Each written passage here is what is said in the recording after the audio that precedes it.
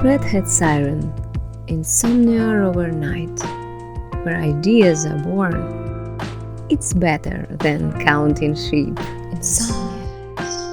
For all who do not sleep.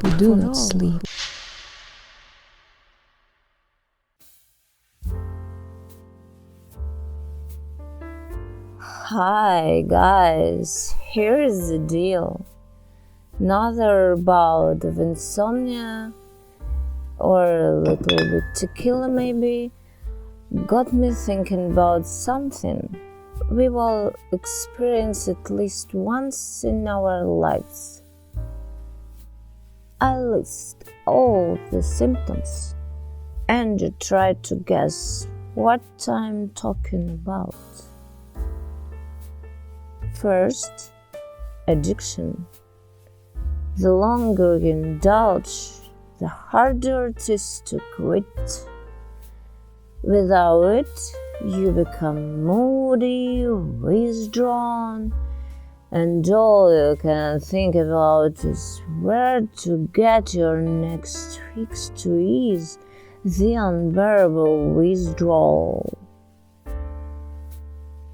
Second, the hangover. That moment when you realize that none of what you did yesterday was necessary. Or at least you should have had some self-control. But you couldn't stop because you weren't thinking about tomorrow. You just wanted to be happy at that moment. And you were. But happiness doesn't care about consequences. Consequences care about you. So here you are, waking up with puffy eyes and a strong urge to slap yourself for being so short-sighted. A light dose of this thing can make you dizzy with irrational happiness and an overwhelming desire to hug everyone because, oh my God, the people are amazing. You love the whole world, every single flower petal. Increase the dose and you start making choices that have nothing to do with logic. You also get an irresistible urge to pour out your soul, preferably all of it, preferably dramatically. Sorry. And finally, with severe addiction, you start making reckless decisions that lead to complete self-destruction. You trade the whole world for this one thing because nothing else brings you as much joy. As a result, you start losing touch with reality. Cutting off social ties, your world narrows down to a single thought. How do I get another hit and fast?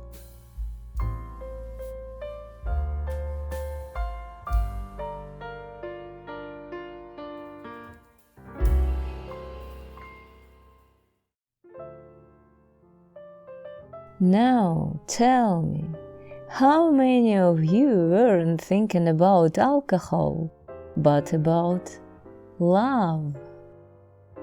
How many have fallen into this sweet trap? How many souls have been lost to it? We'll never know.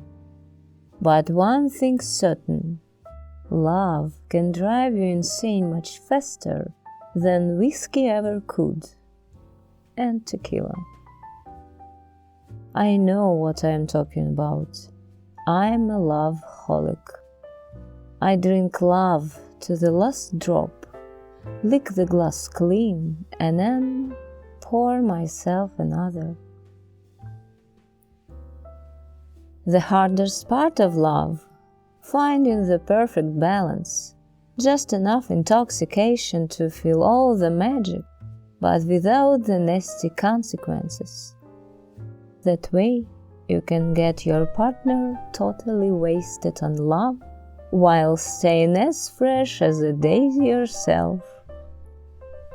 So, my dear listeners, I came up with the phrase Winelove. Sounds almost like one love, but with a Georgian accent.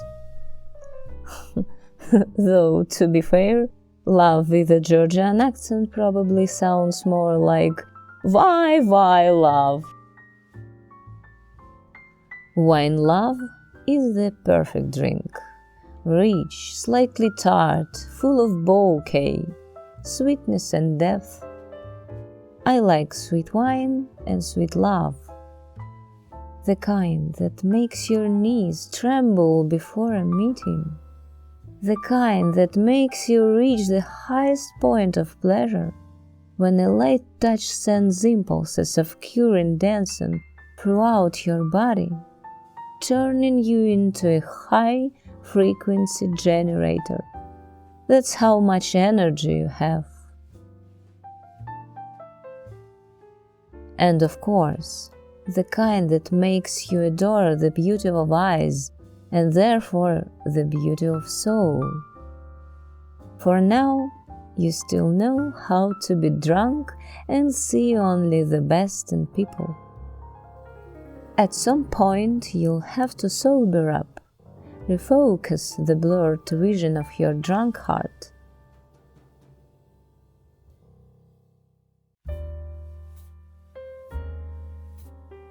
And if you chose the wrong person, the hangover will be brutal. That's why love, like wine, should be tasted first. The right wine love leaves a delightful aftertaste. Even if you realize that you'll never taste this particular wine again because, well, it just wasn't meant to be, and that's okay. Either way, this wine has left an indelible yet very pleasant mark on you, and you'll miss it, remembering it with a hint of nostalgia.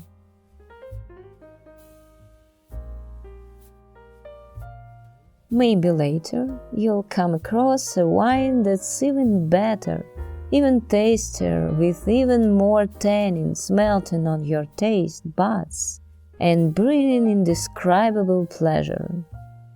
It might even be aged longer, which is more of a plus than a minus. Young wine is delicious and can get you drunk much faster, but the hangover from it is also far more common. Or you could go full Russian style, drink like there is no tomorrow, mixing everything together, a method also known as fell in love, brace for disaster. I remember a long time ago I watched a movie where one unsuccessful love affair destroyed an entire family. I said to myself, please don't let me fall in love like that. And bam! The universe wasted no time. I got involved with a married man. They say the universe doesn't understand the word not. Well, clearly. These days, I don't make specific requests when I look up at the sky. I just say, you guys up there will handle things, right? Because if you start getting too specific, poof, that's when things go sideways. You wish for a smart, charming, good-looking guy who's head over heels for you, and the universe delivers. But with one tiny nuance. He has a third ear on his forehead and eats live slugs. Not my phrase. I stole it from a Russian blogger. But see, you forgot to specify no extra ears, no slug eating. So here you go. Enjoy your perfectly flawed soulmate. And don't complain. Everything you wanted is also on his list of qualities. Looks like the universe operates just like ChatGPT. It'll give you an answer, but the usefulness depends entirely on the prompt. Only. So, ladies, if we don't know how to ask properly, maybe we should just not ask. Otherwise, we'll have to deal with their slugs. No joy. A new love is like a new bottle of wine, a fresh vintage, with its own level of sweetness, acidity, and fruity notes. You can't wait to taste it, to let it linger on your tongue. One sip, then another, then... The key is knowing when to stop. That's the golden rule for both wine and love. Overindulgence never ends well. Love all you want, just don't lose your head. Because if the person you love doesn't want to be with you, whether the reason is real or just an excuse, you'd better take only a small sip and set the glass aside. That kind of love won't bring you anything good. Better to enjoy its pleasant aftertaste for one evening than wake up sick from it the next morning.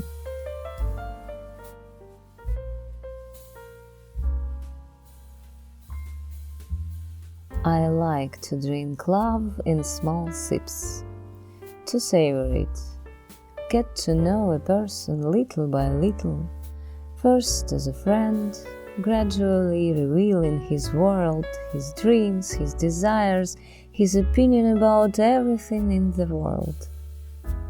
To recognize the fruity notes and hints of spice in his personality. To determine what kind of wine is in front of you, whether it's sparkling and light or rich and full-bodied. To let the sweetness of a kiss roll over my tongue. To see how the eyes opposite light up more and more with a light crazy sparkle. How the pupils of the one looking at you dilate more and more, and how they draw you in like endless black holes into the earthly galaxy called the beloved person.